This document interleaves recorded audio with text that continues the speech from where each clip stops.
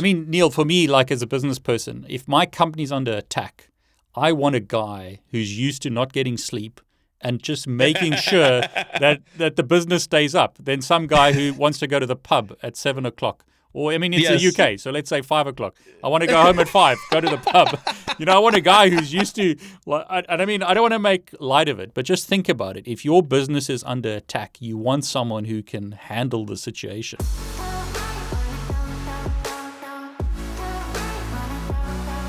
And I think people forget that every person on earth has a valuable contribution to make. It doesn't matter where you're from or who you are. You're unique. And I think you need to highlight what's unique about you. Make the most of who you are and highlight what you're good at. And I think I think when you start out, a lot of younger people might be feeling, well, I don't have the experience. But you know what? I think, Neal, you and I would give up the experience if we could go back to being young again. Because that, you've got the energy, you've got the whole world in front of you. There's so many opportunities when you're starting out.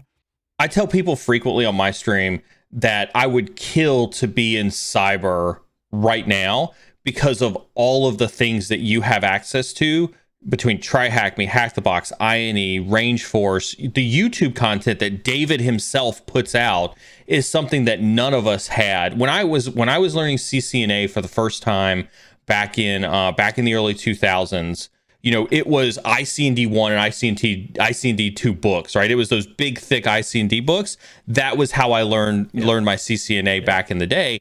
I didn't have videos. I didn't have David's Discord. I didn't have, his Udemy classes, for ridiculously cheap prices, right? My CCNA cost me, $3,500 when I took it back in the 2000s. So I tell people frequently to be in this industry right now. I mean, you couldn't ask for a better setup for success. Yeah, agreed.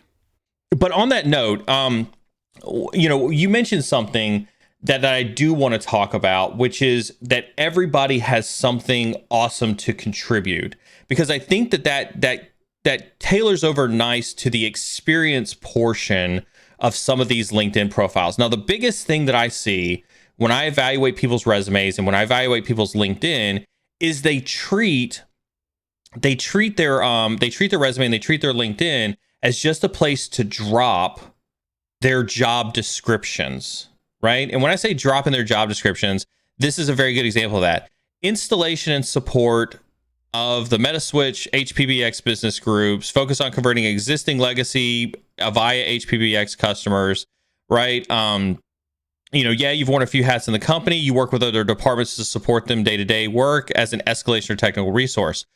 I know nothing about the job role that you've put in here. I don't know what you've contributed to the company. And this is where I think people, again, need to take a step back from looking at these as just saying, well, this is what my job description is. This is what I'm supposed to be doing.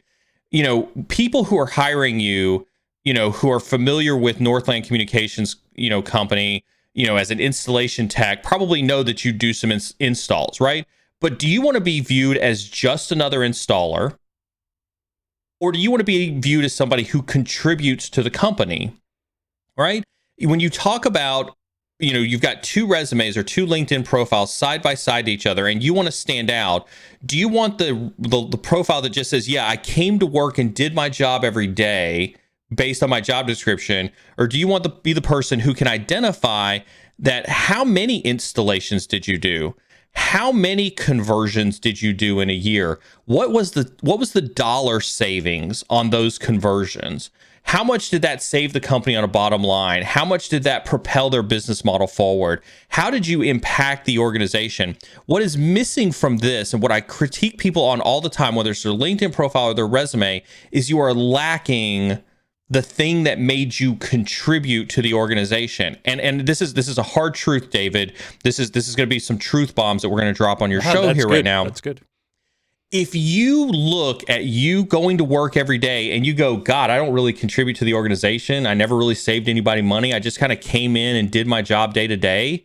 That might be why you're struggling to get a job in this industry. Right? If you don't actually contribute to the organization, if you don't actually go above and beyond, then you are just a mediocre employee. And if somebody is looking at two resumes or two LinkedIn profiles side by side, and they're trying to decide between a mediocre employee and an employee who can demonstrate and articulate and highlight their value to the organization, they're going to pick the one that brings value to the organization. And so you really need to do some soul searching on this, and you need to put in here what your value to that organization is. How much money did you save the company? How much money did you make the company? How much more efficient was the company because of what it is that you did? And you need to really try to find that data that you can put into these profiles. And I mean, there's not much data there. I mean, it's like two sentences. It's not much. You could say a lot more, I think. You can say a lot more. And don't be stingy with what it is you have to say. I mean, it's hard to write, especially if you're not a writer. But you need to write with your voice and talk about yourself. And I agree with you. At the end of the day, a business is interested in making a profit, and it's going to try and hire people that fit in with the culture of the company and that can contribute and take the company to the next level. I mean, if I want to hire someone that works for me, I don't want someone that's just going to be a weight on the business. You want someone that can actually drive it even further than we are today. It's really important that. It is really important here. And if we go over to Chase's, we'll give Chase the same criticism, right? Because when you look at his, you've got military experience here. You've got 5 years down here, as military experience. You've got another year and 4 months up here as military experience. The fact that these are too disjointed on your LinkedIn, I would fix that, number one. But again, you've spent 6 years in the service of our country, Chase. And when I look at your LinkedIn profile, you've got 3 bullet points. What is a ground support technician? I'm not a military person, so what is that?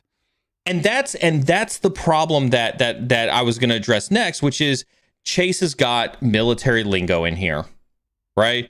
Ground support technician. This is something only folks in the military are going to understand. If we go over here to my resume and we scroll down and we look at the stuff that I put in for, wow, was it that far ago that I had military background, right? This was not so 10 years. When I was in the military for 10 years, I probably had 4 or 5 different job titles, right? But instead of confusing my resume, instead of adding a whole lot of confusion in there, we just called it network warfare. And that was it, right? Just call it network warfare because that's what people are going to see. And that's what people are going to say, okay, I know what that is because that's, something IT related, something cybersecurity related. What I like about what you did there, Neal, is I actually went and looked at your profile when I met you. I don't think everyone knows this, but I mean, I only recently met Neal. I didn't know much about him. So I went and researched him and I found his LinkedIn profile. And then I was trying to find out what did he actually do. And then you had that video to that making of a cyber warrior. And I mean, not everyone's going to have that opportunity, but the point is, try and teach someone who doesn't know much about military what you actually did. Yeah. And I think that and this is what's key on profiles, right? Is if you are inclined to produce content, let's talk about that content production as it relates to your experiences. And if you actually look across, and again, to David's point, I've been very, very fortunate to be in a lot of media appearances. And so I link those media appearances on my experience on my LinkedIn. But that's not the only way that you can do it. And if we go back over here to Chase's, we can actually see that he has written a blog post. He's got Military to Cyber Part 1 and Part 2 here, which I think are amazing things for you to do. And I frequently tell people on stream, whether you write your own articles using LinkedIn as a platform, or whether you start a blog post on Medium or Wix or anything else from here, you should make content that people can see and read. Because to David's point, vet my bona fides. You come down here, you can see what it is that we were doing and what it is that we were doing in the military, right? You can see that I appeared in a commercial about Carbonac when Carbonac first came out. This one, unfortunately, doesn't have my Bloomberg piece up there, but Bloomberg piece is something that I should add in here. We see that Chase has written articles on military to cybersecurity, Part 1 and Part 2. And again, Chase, I hate to pick on you, but how can you write cybersecurity to military to cybersecurity and claim to be that you don't have any technical background yet? Don't do this to yourself. Don't go into the imposter syndrome. I want to interrupt you. Sorry, Neal. One thing I just want to say is, what did you do in the military that's going to help my business? Highlight that. What did you do? What skills did you learn in the military that's going to help a business in the world today.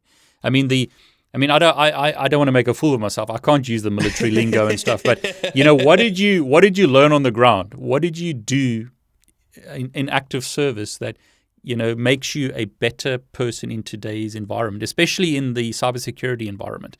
I mean, Neal, you were talking about when we had our first video, you were saying it's war, and you were going off on like all these war references. And I thought that was brilliant, because that's actually what we're in. People are attacking a business. How are you going to protect me? What did you learn in the military that's going to help you protect my business? Well, and I want to pick on Chase's here a little bit, because a ground support technician, and again, we could do a whole video on the nuances between all the different branches and how they do their job titles and things like this. I mean, there's an entire video that we could do on this. And on top of that, transitioning military have it the hardest because, and again, in Chase's case, he's been in the military for well over 6 years. It's in his head. It's brainwashed in his head to think about things like a military perspective. And a ground support technician, I don't want to call it a grunt, but it's not something that immediately resonates as a technical role. And I'm not advocating, Chase, that you lie on your resume, or anybody else that you lie on your LinkedIn and say that you were something that you weren't. But what you did was you did something, right, that gave you, to David's point, business skills. You led a platoon, you led a squad, you had leadership responsibilities. You had responsibilities for doing something in your AOR, right? I'm obviously using AOR. I'm speaking directly to my military folks here who understand what like an AOR is. But you have to start thinking, how do I take those military conversations and convert them from military over to civilian? And how do I say that even though this says ground support technician, maybe instead that's non-commissioned officer of troop support, right? Or chief people person, right, for the military, right? Don't be afraid to experiment with titles that you have down here that highlight, to David's point, the value that you bring to an organization. You spent 6 years in the military, you have 3 bullet points. That doesn't inspire me that you did anything awesome while you were serving our country. Okay, so for all the military guys, here's a great example of someone who's used his military sort of experience to make a huge success in the civilian world. Go and have a look at Jacko's books. I mean, this is only one of them, called Extreme Ownership. Fantastic book, and he's got a whole range of these books. And all he does in these books is he takes all his military stories and he talks about leadership as an example. He talks about ownership. There's a whole bunch of stuff in books like this and that's what I'm saying. If you're in the military, what did you learn? Like leadership. They don't necessarily teach leadership in schools like you might learn in the military. I mean, Jacko does this whole thing about, a military person in leadership is not just dealing with losing money, they're losing lives if they make mistakes. That puts you under tremendous pressure. So those kind of skills, if I'm in business and I know that you've got lots of leadership experience, that's a big bonus. And I mean, go and have a look at this guy, because I can't speak to it, Neal. I'm not a military guy, but I mean, he uses lots of good examples. You make excellent points, David, and I want to echo them, because David's right. Whether David's got military experience or not, his points are valid. If we were to simply look at the experience that's here, 6 years in, to David's point, a leadership role, even if you were mid-level leadership, even if you were, what we would consider a mid-management on the outside, you may be thinking in your head, well, I'm going to get out of the military, and so I'm going to have to take like a junior pen tester role, or I'm going to have to take like a SOC analyst one, right? Or something very, very entry level. But that's your imposter syndrome kicking up. You've got 6 years of leadership experience. You could easily take that and you say, I'm ready to be a manager. What about working under pressure? Working under pressure. I mean, it's working under pressure, right? Yeah. The detail to writing reports, the detail to report, to giving presentations to officers, right? Generals, right? Depending on what you were doing. Those are all things that are valuable skills. Those are those soft skills that we talk about that, and again, not to pick on Bryon too much, but Bryon probably didn't get a chance to get a lot of those skills in doing these types of roles for Northland Communications Company. That doesn't make him any less qualified, but you have something that, even though, Bryon has almost 5 years of technical experience, you have 5+ years of leadership experience that I think puts you on a playing field that's vastly different than somebody, who's got 5 years of technical experience. I mean, Neal, for me, like as a business person, if my company's under attack, I want a guy who's used to not getting sleep and just making sure that the business stays up, than some guy who wants to go to the pub at 7 o'clock. Or, I mean, it's the UK, so let's say 5 o'clock. I want to go home at 5, go to the pub. I want a guy who's used to, and I mean, I don't want to make light of it, but just think about it. If your business is under attack, you want someone who can handle the situation, just from a business point of view. And I mean, I'll go, like, if we go to Bryon's LinkedIn profile, I would say what he hasn't done there, to your point, is you don't see his leadership, but maybe he did do leadership stuff. Maybe he spoke to customers. Like, if you're presenting a solution to a customer, you should highlight that, because presentation skills are important. If I'm a business person, the last thing I want is someone who's good just technical, with technical skills, but I can't put them in front of a customer because I'm going to lose my customer. You should highlight that kind of stuff as well if you've done that. Have you presented? Have you done like quotes, stuff like that? Highlight all the stuff that you've done rather than just specific things. And you and I are going on high horses here, but I mean, carry on. It is true, and because I mean, and here's the reason why. I'm not going to speak for David, but I think David shares this opinion, right? Is we want you to succeed, right? And we believe in you, and that's why we want you to succeed. And to David's point, right, about highlighting stuff, this is exactly what I'm talking about over, if we go back to the non-military examples, service technician. This doesn't inspire, a whole lot of like I'm the man for you, I'm the woman for you, I'm the person for you, for your company, because you're not even taking pride in what it was that you were doing from a job description. Service technician, think about this for a second.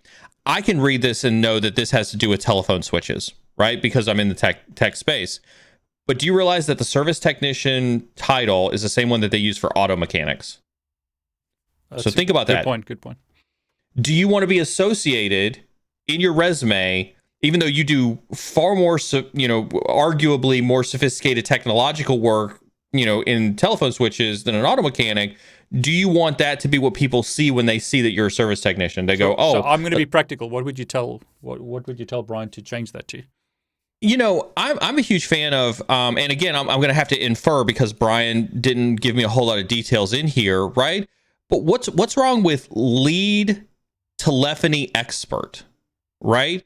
Or senior telephony expert? I mean, even if you use technician at the end, but not service technician. Telephony technician. Telephony technician, exactly.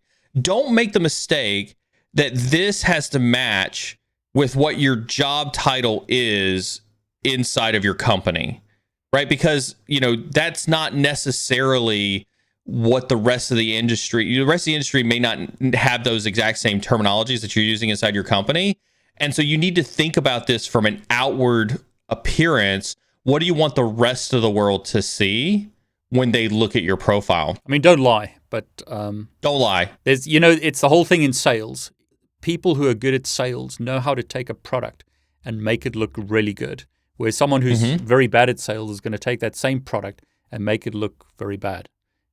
Shine a light on your